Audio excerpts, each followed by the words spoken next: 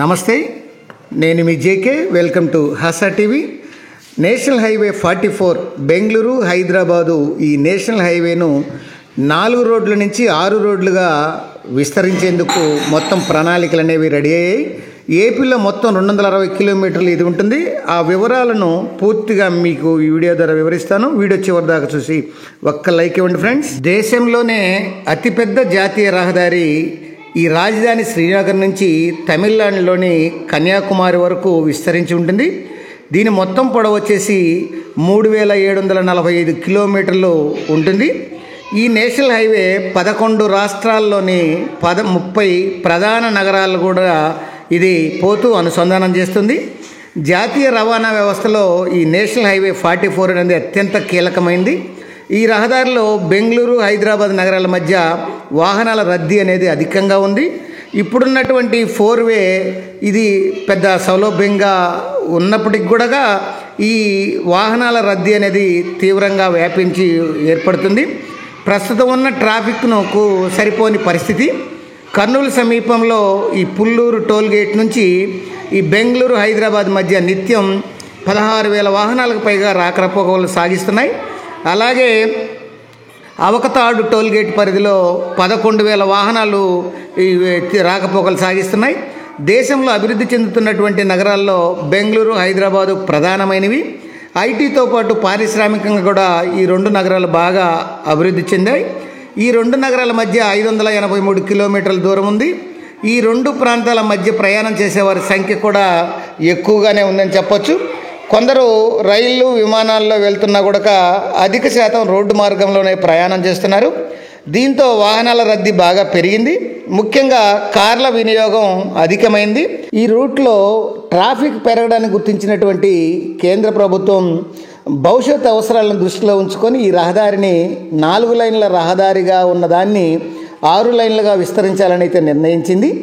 దీనికి సంబంధించిన డిపిఆర్ రిపోర్ట్ను అంటే డీటెయిల్డ్ ప్రాజెక్ట్ రిపోర్ట్ను కూడా సిద్ధం చేయాలని అనంతపురం నేషనల్ హైవే అధికారులకైతే కేంద్ర ప్రభుత్వం సూచించింది.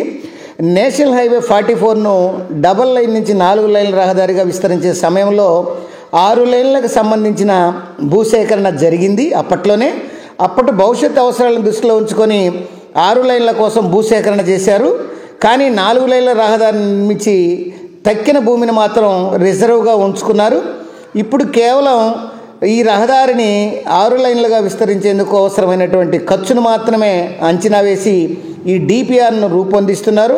అంటే ఆల్రెడీ భూసేకరణ చేశారు కాబట్టి ఇప్పుడు కొత్తగా భూసేకరణ చేయాల్సినటువంటి అవసరం లేదని నేషనల్ హైవే అధికారులు అయితే చెప్తున్నారు. ఈ కల్వర్ట్లు, వంతెనలు, ఇతరత్ర ఈ ఖర్చులు లెక్కిస్తున్నారు. అలాగే భూసేకరణలో సమస్యలు ఏమైనా ఉంటే వాటిని చూస్తున్నారు. కోర్టు వివాదాలు కూడా ఏమీ ఈ రహదారిలో లేవు. దీంతో డిపిఆర్ను జాతీయ రహదారుల మంత్రిత్వ శాఖకు పంపిస్తే ఆమోదముద్ర వేసి టెండర్లో పిలిచేటువంటి అవకాశం ఉంది. నేషనల్ హైవే 44 బెంగళూరు హైదరాబాదు ఈ విస్తరణ చేస్తే ఉమ్మడి కర్నూలు, అనంతపురం జిల్లాలతో పాటు వైఎస్ఆర్ కడప జిల్లా వాసులకైతే ప్రయాణం చాలా సులువుగా తయారు కానుంది. కర్నూలు హైదరాబాద్ మధ్య 217.7 కిలోమీటర్లు ఉంటే ప్రస్తుతం 4 గంటల సమయం పడుతుంది. అలాగే కర్నూలు బెంగళూరు మధ్య 359.4 కిలోమీటర్ల దూరం ఉంది. అంటే ఈ ప్రయాణానికి 7 గంటల సమయం పడుతుంది. నేషనల్ హైవే 44ను కానీ విస్తరిస్తే ఈ సమయం తగ్గేటువంటి అవకాశం ఎక్కువగా ఉందని భావిస్తున్నారు. అనంతపురం జిల్లా వాసులకు హైదరాబాదు, బెంగళూరు ప్రయాణ సమయం బాగా తగ్గుతుంది.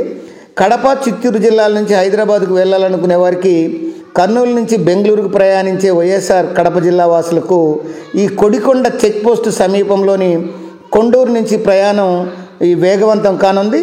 దీంతో ఇది నిర్మిస్తే చాలా సులువైనటువంటి మార్గంగా ఏర్పడుతుందనేటువంటిది ప్రజలు భావిస్తున్నారు. హైదరాబాదు, బెంగళూరు ఈ ఇండస్ట్రియల్ కారిడార్ రోడ్డు పాయింట్ కూడా ఈ కేంద్రం ఓరవకల్ల దగ్గర వేగంగా ఇండస్ట్రియల్ హబ్ను గుర్తించింది. ఇది కానీ పూర్తయితే నేషనల్ హైవే 44 విస్తరణకు పారిశ్రామికంగా కూడా బాగా ఉపయోగపడనుంది. ఇక బెంగళూరు హైదరాబాద్ నేషనల్ హైవేను 12 లైన్లుగా నిర్మిస్తున్నారంటూ సోషల్ మీడియాలో జరుగుతున్నటువంటి ప్రచారంలో ఇది వాస్తవం కాదు. కానీ కేవలం 4 నుంచి 6 లైన్లు మాత్రమే విస్తరిస్తున్నారనేది ఈ యొక్క national highways authorities of India అధికారులు అయితే తెలియజేస్తున్నారు.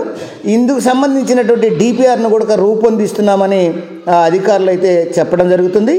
భూసేకరణ సమస్య లేదని, దీంతో 2-3 నెలల్లోనే డిపిఆర్ను సిద్ధం చేసి కేంద్ర ప్రభుత్వానికి సమర్పిస్తామని ఈ యొక్క Anantapuram director national highways authorities ఆయన అధికారి తెలియజేస్తున్నారు.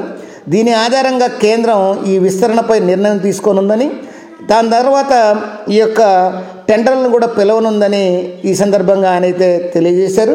టోటల్గా నేషనల్ హైవే 44 ఇది ఒక హై స్పీడ్గా హై లెవెల్లో ఈ రహదారిని 4 నుంచి 6 లైన్ల రహదారిగా నిర్మించబోతున్నారు. ఈ విషయాన్ని అధికారులు కూడా ధృవీకరించారు. కేంద్ర ప్రభుత్వం కూడా గ్రీన్ సిగ్నల్ ఇచ్చింది. అది ఫ్రెండ్స్,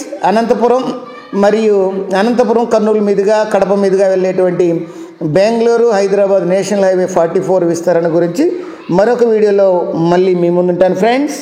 జై హింద్.